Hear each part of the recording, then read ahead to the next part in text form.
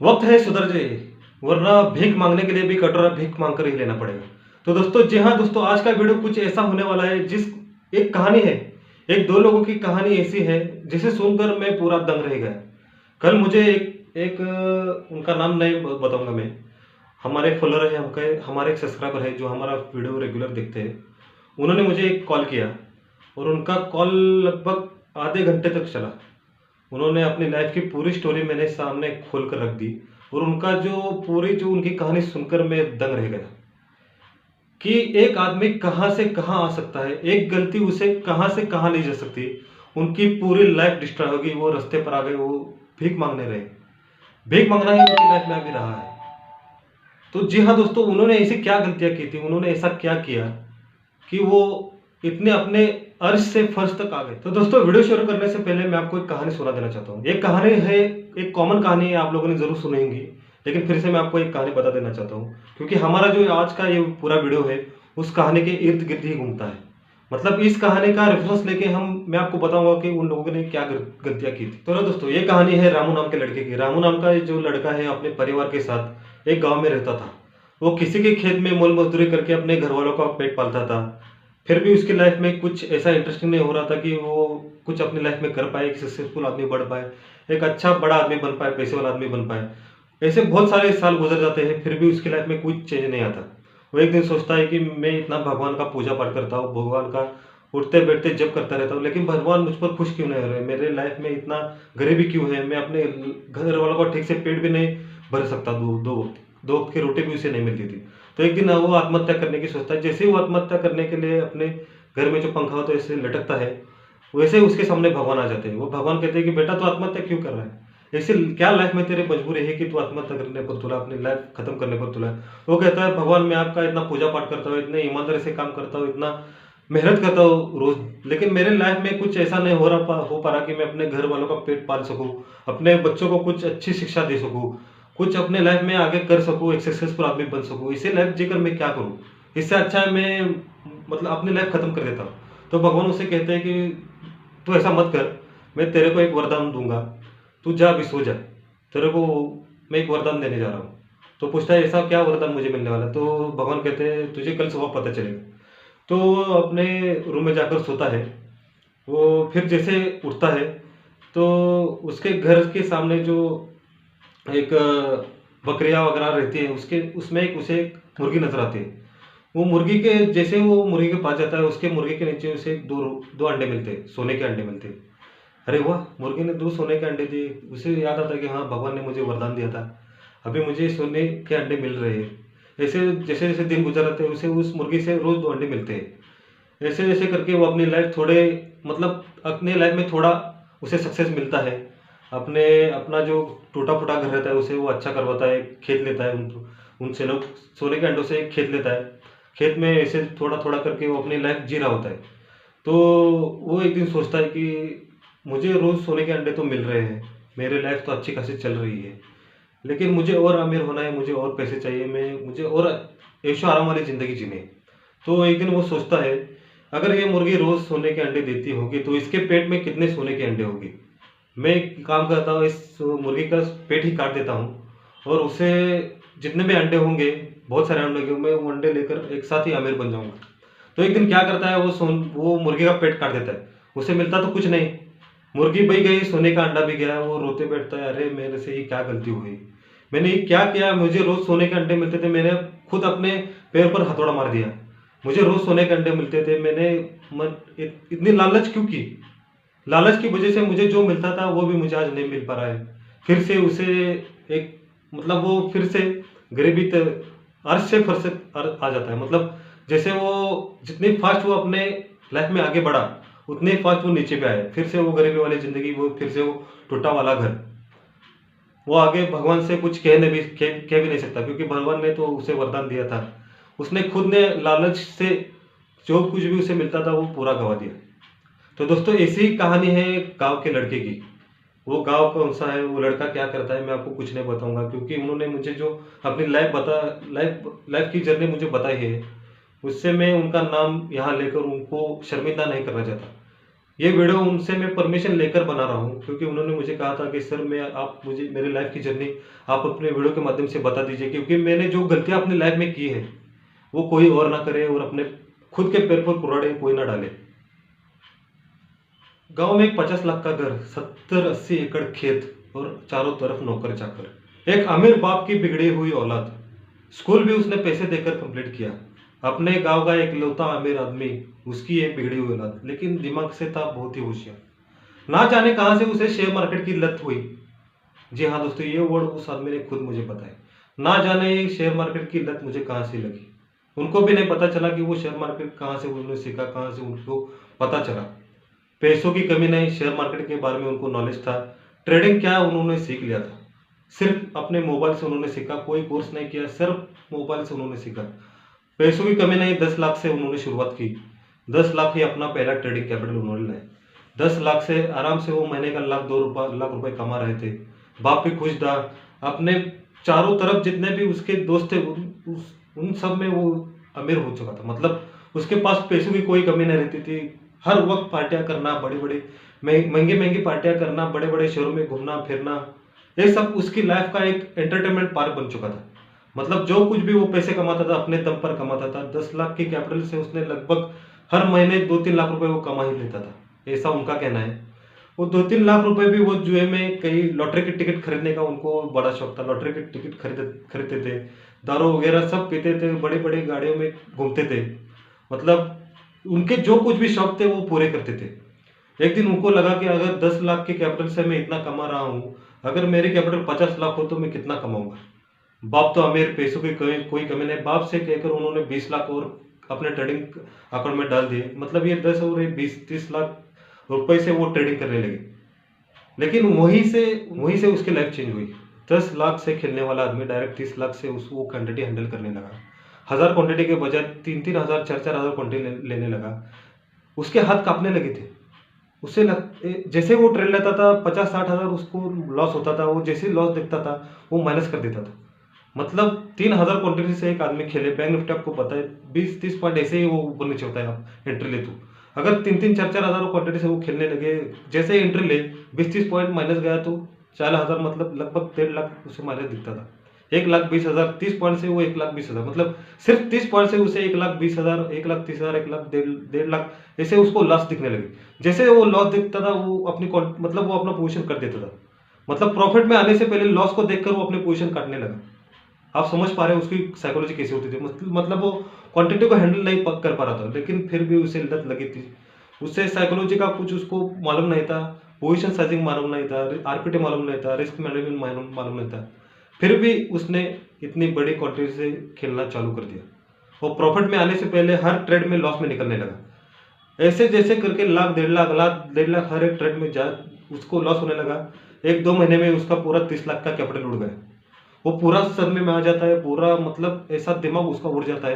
अरे 30 लाख मेरे उड़ गए, 1-2 लाख रुपए में खेलने वाला, मतलब वो पूरा हिल जाता है। अभी वो सोचता है मेरे 30 लाख गए, अभी कुछ प्रॉब्लम नहीं, मैं 50 लाख से अभी चालू करता हूँ।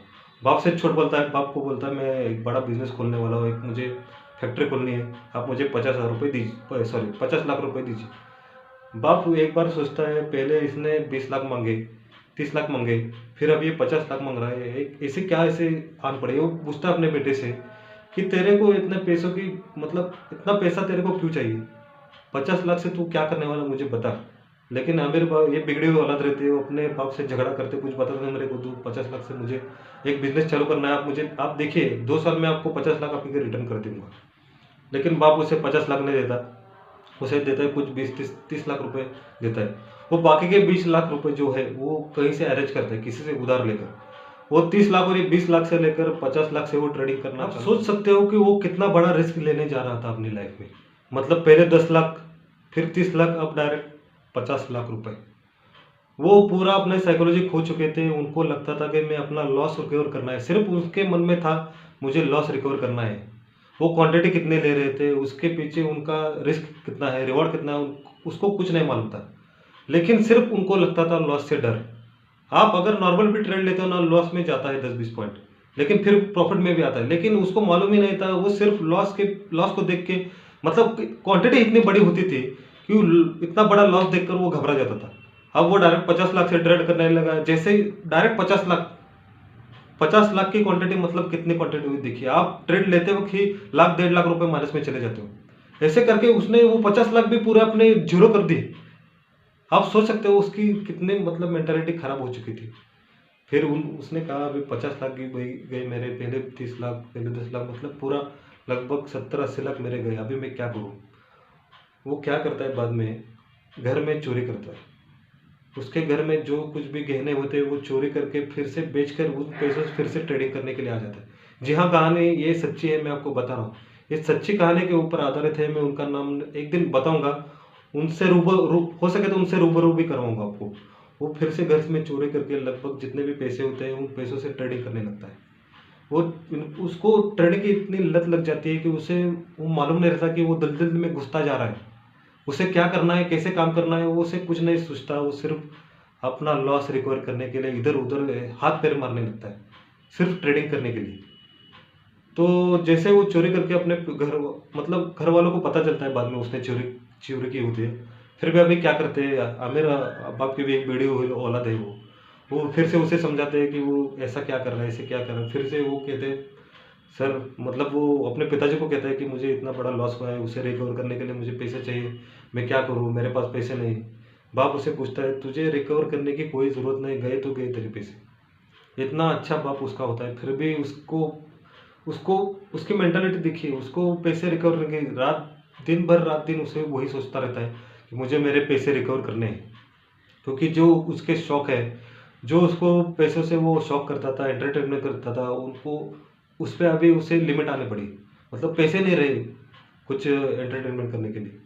मतलब वो पूरा उसको जो लत लगी थी उसे पूरा करने के लिए उसे पैसे चाहिए थे। पैसे उसे मिलते थे ट्रेडिंग के जरिए से, लेकिन अभी ट्रेडिंग करने के लिए पैसे नहीं है। वो चोरी करके पैसे लाता है, वो भी हार जाता है।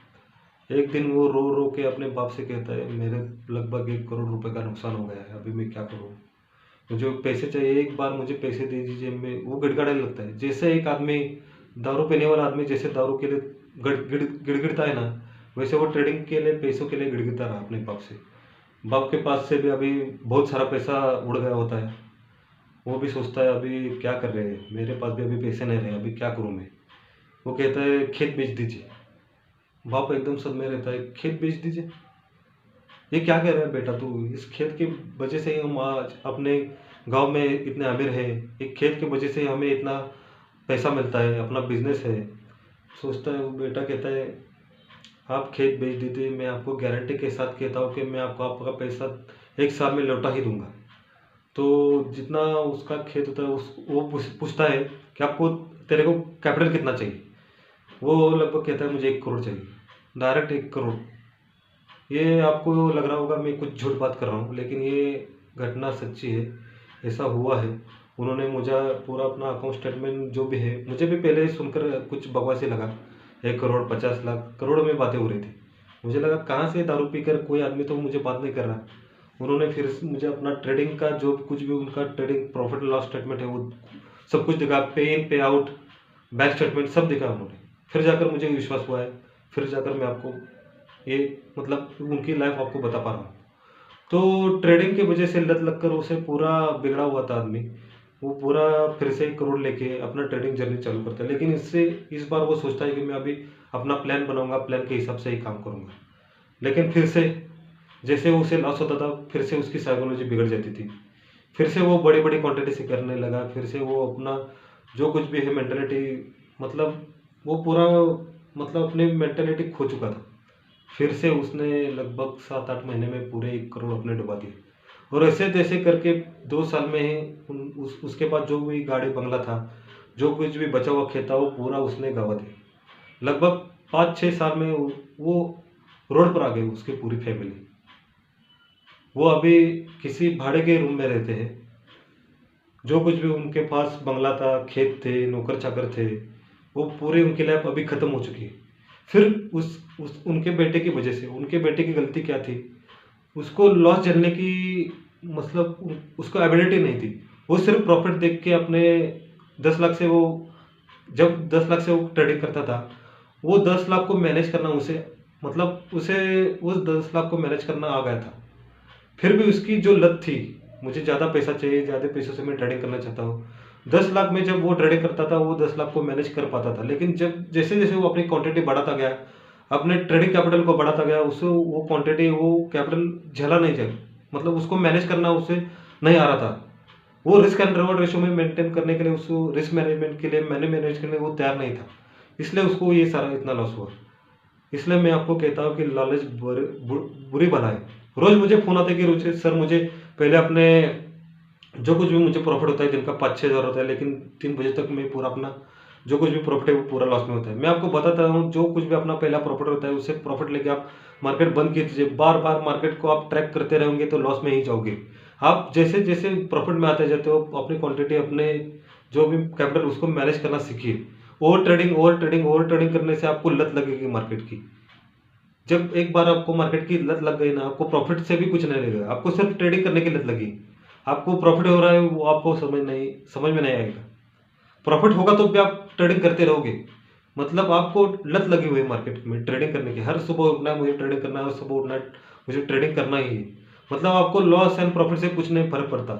एक मेंटालिटी आपको ऐसी हो जाती है, सिर्फ आपको ट्रेडिंग ही सोचता है। वो जो जो नंबर्स होते हैं ऊपर नीचे, उसको आपकी लत लगेगी। ज़्यादा ओवर ट्रेडिंग करने से आपको मन में आपकी साइकोलॉजी ऐसी होगी ना, आप प्रॉफिट में हो या लॉस में हो वो दिखेगा नहीं कुछ, सिर्फ आपको ट्रेडिंग करने की लत लगेगी। पैसों का यहाँ कुछ खेल नहीं होता, सिर्फ आपको ट्रेडिंग करना है, इसकी ऐसे ही आप में आपके मन में ऐसी साइकोलॉजी आपकी बनेगी। तो दिन में सिर्फ मैं आपको एक गुरु मंत्र देना चाहता हूँ, दिन में सिर्फ 2 ट्रेड लीजिए। पहला प्रॉफिट हुआ तो दूसरा ट्रेड लीजिए, अगर पहला प्रॉफिट नहीं हुआ, लॉस हुआ, तो ही दूसरा ट्रेड लीजिए। अगर पहला प्रॉफिट हुआ तो बंद कर दीजिए अपना ट्रेडिंग कैपिटल। 30 दिन तक आप ये फॉर्मूला यूज करिए। मैं आपको गारंटी के साथ गारंटी के साथ को कहूंगा कि 31वें दिन आप प्रॉफिट में रहोगे।